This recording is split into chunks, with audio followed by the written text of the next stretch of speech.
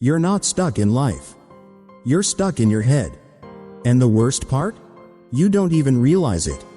Because it feels like thinking. It feels like preparing. It feels like control. But look closer.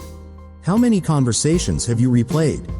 That never changed anything? How many scenarios have you imagined? That never happened? How many times have you argued? With people who weren't even there? You call it thinking. But it's not. It's a loop. A quiet, invisible loop. That keeps you busy. But never moves you forward. And the longer you stay in it, the more real it feels. Until one day, you're no longer reacting to life. You're reacting to your own thoughts. This is the trap. Not the world. Not your circumstances. Your interpretation of them. Epictetus once said, "It's not what happens to you, but how you react to it that matters." But here's what most men never understand. You're not reacting to reality. You're reacting to a story. Your mind created. A story built from memory, fear, and prediction. And the more you believe it, the more it controls you. That anxiety you feel? It's not coming from the future. That regret? It's not coming from the past. It's coming from your attachment to what your mind keeps replaying. You're not trapped by life. You're trapped by identification. Identification with every thought, as if it were truth. But what if it's not? What if your thoughts are not commands, but suggestions? And what if the moment you stop following them is the moment everything changes? Stay with me, because once you see this clearly, you won't be able to unsee it. Your mind was never designed for peace. It was designed for survival. Thousands of years ago, that meant something very different. Constant danger, unpredictable environments, real threats that required fast reactions. So your brain evolved to scan for problems, to anticipate risk, to imagine worst-case scenarios. Back then, it kept you alive. But today, that same system is running without a real enemy. So it creates one. Out of memories. Out of uncertainty. Out of nothing. And this is where everything starts to break. Because your mind doesn't know the difference between a real threat and a mental one. When you replay the past, your body reacts as if it's happening again. When you imagine the future, your system prepares as if it's guaranteed. Heart rate changes. Breathing shifts. Tension builds. All from something that isn't real. And you think you're just thinking. But you're not. You're rehearsing. Rehearsing failure. Rehearsing conflict. Rehearsing pain. Over and over again. Here's the truth most men avoid. Thinking feels productive. But most of the time, it's just a sophisticated form of avoidance. You delay action by staying inside your head. You delay decisions by analyzing every possible outcome. You delay life by trying to mentally control it first. And the mind loves this. Because inside your head, you feel in control. You can simulate every scenario, predict every response, prepare for every possibility. But none of it is real. And none of it moves your life forward. This is the illusion. The more you think, the more control you believe you have. But in reality, the more you think, the less you act. And the less you act, the more your mind takes over. So the loop deepens. You think to feel safe. You avoid action to avoid risk. You stay in your head to avoid discomfort. But that safety is exactly what's keeping you stuck. Because life doesn't respond to thought. It responds to action. And while you're busy imagining everything that could go wrong, life is moving. Opportunities pass. Moments disappear. Decisions get made without you. And slowly, without noticing, you start living less in reality and more inside a simulation created by your own mind. A simulation where everything feels urgent. Everything feels important. Everything feels personal. But almost none of it is true. And this is the real danger. Not overthinking. but believing every thought deserves your attention. Because once you do that, you're no longer in control of your mind. Your mind is in control of you. And if you don't break this pattern, you won't just think your life away. You'll miss it completely. If your mind is constantly producing thoughts, then control cannot mean stopping them. That's the first mistake most people make. They try to fight their own mind. They try to silence it, suppress it, outthink it, and they lose every time. Because thoughts are automatic. They appear without permission. They repeat without warning. They persist without effort. So the Stoics didn't try to control thought. They controlled something far more powerful: attention. Marcus Aurelius wrote, "You have power over your mind, not outside events." But here's the part most people miss. That power is not over what appears in your mind. It's over what you follow. There is a difference. A thought appears. I'm not good enough. That's automatic. But what happens next? You either follow it or observe it. And that moment, that tiny, almost invisible space, is where your freedom exists. The problem is, most people never notice it. They move from thought right pointing arrow reaction instantly. No pause. No awareness. No choice. Just automatic identification. The thought says something, and they believe it immediately. This is how the mind takes control. Not by force, but by speed. So fast, you never question it. Epictetus explained it simply. It's not things that disturb us, but our judgments about them. A thought is just a mental event. But the moment you agree with it, it becomes your reality. Not because it's true, but because you accepted it. This is why your mind feels so powerful. Not because it's always right, but because you never challenge it. You never step back. You never ask, is this thought even real? Instead, you go deeper into it. You analyze it, expand it, build stories around it, until something small feels overwhelming. Something neutral feels personal. Something temporary feels permanent. And now you're trapped again. Not by the world, but by your interpretation of it. Here's the shift Stoicism teaches. You don't need to control every thought.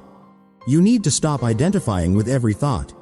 There is a difference between I have a thought and this thought is me. Most men never learn this. So they live inside every idea their mind produces. Every doubt becomes identity. Every fear becomes prediction. Every memory becomes truth. But once you see it clearly, everything changes.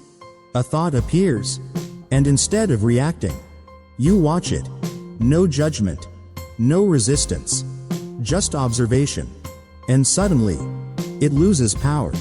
Because thoughts need your attention to survive. Without it, they fade. This is the beginning of control. Not domination of the mind, but separation from it.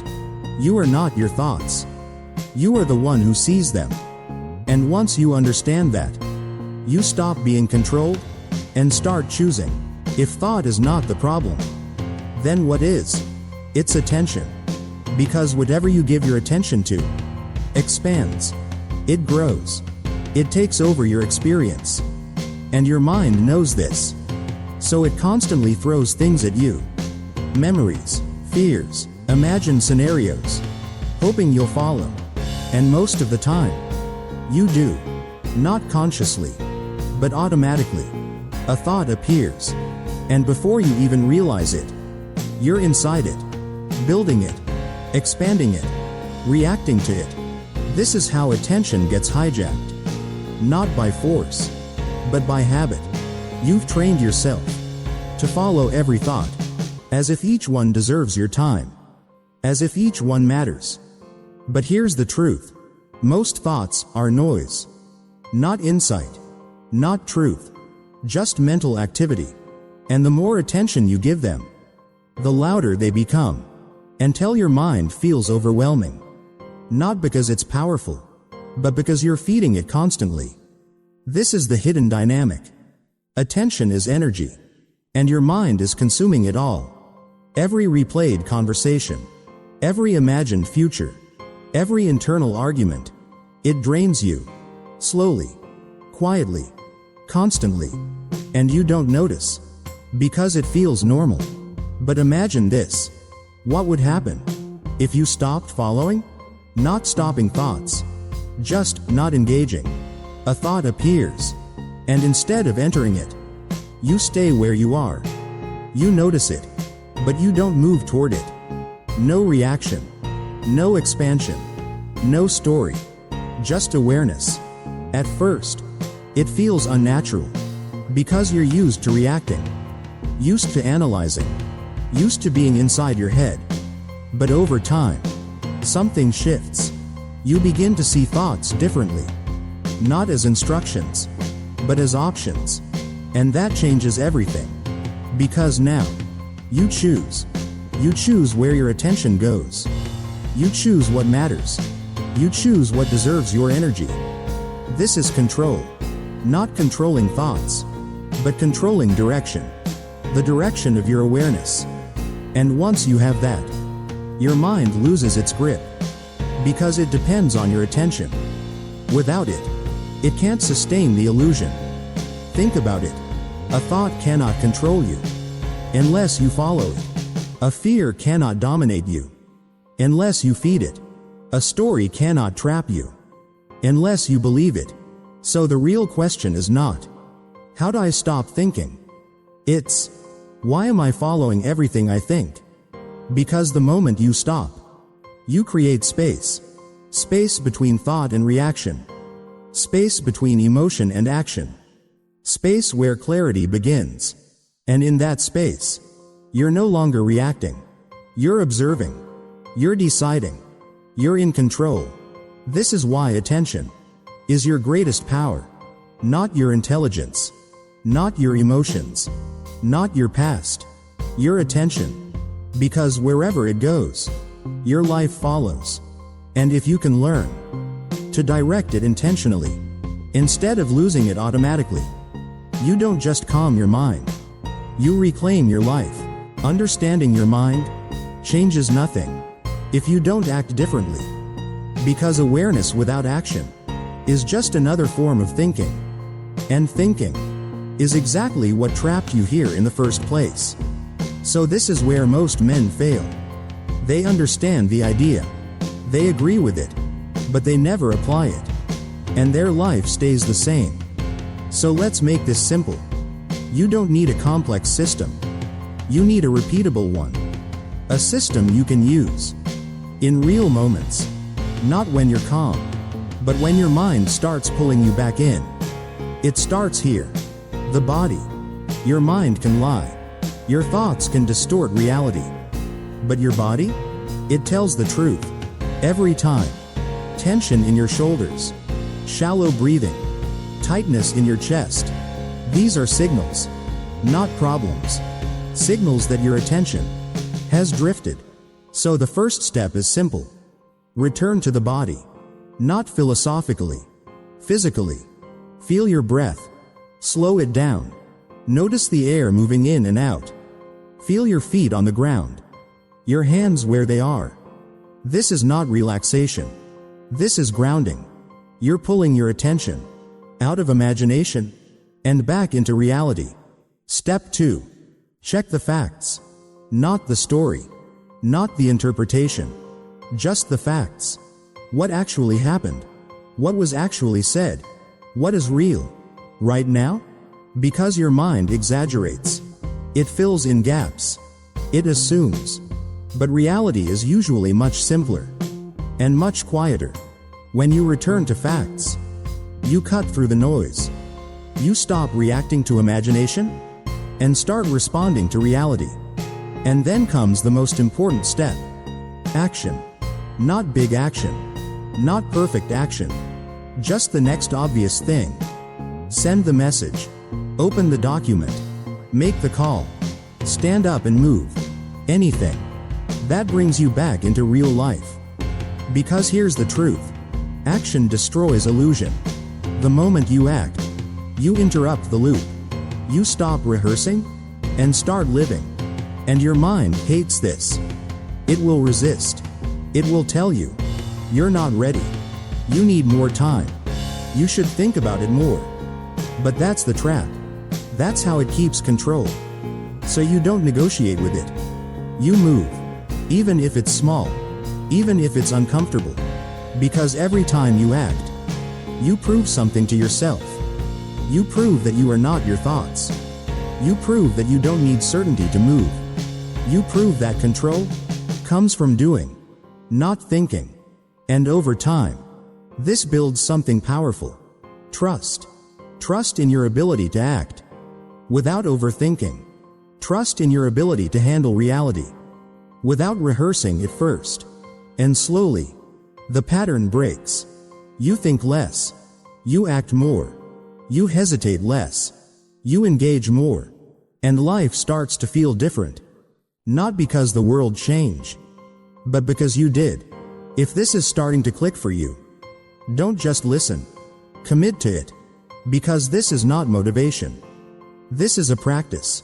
And the more you return to it, the more control you take back. There is a reason your mind feels so heavy. It's not because your life is complicated. It's because your thinking is. The mind thrives on complexity. It builds layers, stories, interpretations. It takes something simple and turns it into something overwhelming. A message becomes a judgment. A silence becomes rejection. A delay becomes failure. And before you realize it, you're reacting to something that never actually happened. Seneca said, "We suffer more in imagination than in reality." And most men never truly understand this. Because their imagination doesn't feel like imagination. It feels real. It feels urgent. It feels personal. It feels important. But that's the deception. The mind doesn't show you reality. It shows you a version of it. Distorted by memory. Shaped by fear. Amplified by repetition. And repetition is what makes it dangerous. Because the more you think something, the more familiar it becomes. And the more familiar it becomes, the more true it feels. Even if it's completely false. This is how a single thought turns into a belief. A small doubt turns into identity. I might fail becomes. I'm not capable. They didn't respond becomes. They don't respect me. One moment becomes a story. And that story becomes your reality. Not because it's accurate, but because you kept feeding it. This is why overthinking is so dangerous. Not because you think too much, but because you don't question what you think. You assume it's valid. You assume it's meaningful. You assume it deserves your attention. But most of it doesn't. Most of it is noise. Conditioned patterns. Running on autopilot. Old fears replaying themselves. Old experiences projecting forward. And you're caught in the middle. Trying to solve a problem that doesn't exist. This is where the weight comes from. Not from life, but from interpretation. Layer after layer of unnecessary meaning. Until everything feels heavy. Everything feels urgent. Everything feels like it matters more than it actually does. Here's the shift Stoicism forces you to see. Reality is quiet. It doesn't scream. It doesn't rush you. It doesn't demand constant analysis. It just exists. Simple. Direct. Uncomplicated. But your mind is loud. It pushes. It pulls. It insists. It tells you something is wrong. Something is missing. Something needs to be figured out. So you follow it. Again and again. Until you forget what reality even feels like. Until silence feels uncomfortable. Until stillness feels unnatural. Until doing nothing feels like losing control. But it's not. It's the opposite. Because the moment you stop feeding the noise, you begin to hear something else. Clarity. And clarity is not loud. It doesn't argue. It doesn't rush. It doesn't demand. It simply shows you what is. No distortion. No exaggeration. No unnecessary meaning. This is why most men avoid it. Because clarity removes the drama. It removes the emotional intensity that the mind is addicted to. And without that, there is nothing to hold on to. No story. No identity. No mental stimulation. Just reality. And reality is simple. Which means, there's nowhere left to hide. No more thinking your way out. No more analyzing your way forward. Only one thing remains. To face what is. Directly. Without distortion. Without narrative. Without escape. And when you do, something shifts. The weight disappears. Not because your life changed, but because the story did. Pressure drops. Your body relaxes. Your mind slows down. And for the first time, you're not reacting to noise. You're responding to truth. And that is where real control begins. At this point, you understand it. You see the pattern. You see how the mind works. How it pulls you in. How it keeps you looping. But understanding is not enough. Because your mind will do it again. Tomorrow. Next hour. In the next conversation. Nothing you've learned so far stops thoughts from appearing. So the goal is not to eliminate the pattern. It's to outgrow it. To become someone who doesn't get pulled in so easily. And that only happens through repetition. Not big changes. Small ones. Repeated daily. In real moments. This is what integration looks like. You notice the thought. You don't fight it. You don't follow it. You see it. And then, you return. Back to your breath. Back to your body. Back to what is real. Again, and again, and again. At first, it feels like effort. You forget. You get pulled in. You lose awareness. But then you notice again. And that moment, that return, is everything. Because that's the practice. Not being perfect. Not being calm all the time. But coming back. Every time you drift. Every time you react. Every time you get lost in your head. You return. And each return builds something. Awareness. Control. Distance from your thoughts. You stop being inside every story. And start seeing them from the outside. And slowly, your identity begins to change. You're no longer someone who overthinks everything. You're someone who notices thinking. And that's a completely different life. Because now, thinking doesn't control you. It passes through you. And this shows up everywhere. In conversations, you listen more. React less. In work, you focus more. Hesitate less. In silence, you don't feel the need to fill it with noise. You're okay. Just being there. Present. Aware. Uncontrolled. This is what most men are missing. Not intelligence. Not discipline. But the ability to return. To step out of the noise. And come back to reality. Over and over again.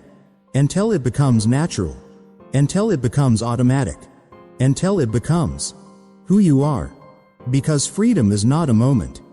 It's a habit. Built quietly. One return at a time. So in the end, nothing about your life had to change. The world didn't shift. People didn't suddenly become easier. Situations didn't become perfect. The only thing that changed was your relationship with your own mind. And that changes everything. Because you finally see it. The thoughts. The patterns. The loops. They were never in control. You were just following them. For years. Without question. Without awareness. But now, there's space. Space between thought and reaction. Space between emotion and action. Space where you can choose. And that space is freedom. Not freedom from problems, but freedom from unnecessary suffering. The kind your mind creates. The kind that drains your energy. The kind that keeps you stuck in a version of reality that doesn't even exist. Now, you don't have to fight your thoughts. You don't have to silence your mind. You don't have to become someone else. You just have to remember. To return. Return to your breath. Return to your body. Return to what is real. Again, and again, and again. Because your mind will still wander. It will still create stories. It will still try to pull you back in. That never stops. But now, you see it. And that's enough. Because once you see it clearly, you don't get lost in it the same way. You pause. You notice. You choose. And that choice, repeated over time, becomes power. Real power. The kind that doesn't need to be loud. The kind that doesn't need to prove anything. The kind that shows up in how you think, how you act, and how you move through life. Calm, focused, unshaken. This is what the Stoics meant when they talked about control. Not control over the world, but control over yourself, your attention, your response, your actions. And when you master that, you don't just stop living in your head. You start living fully, present, aware, engaged, not trapped in thought, but grounded in reality. And there is something deeply powerful in that. Something quiet, but undeniable. The ability to experience life without being controlled by it. So don't treat this like motivation. Don't treat it like something you watch once and forget tomorrow. This is a practice, a discipline, a way of living. And if you're ready to commit to that, then don't just leave this here. Take it with you into your next thought, your next reaction, your next moment, and choose differently. Because that moment, that simple shift, is where everything changes.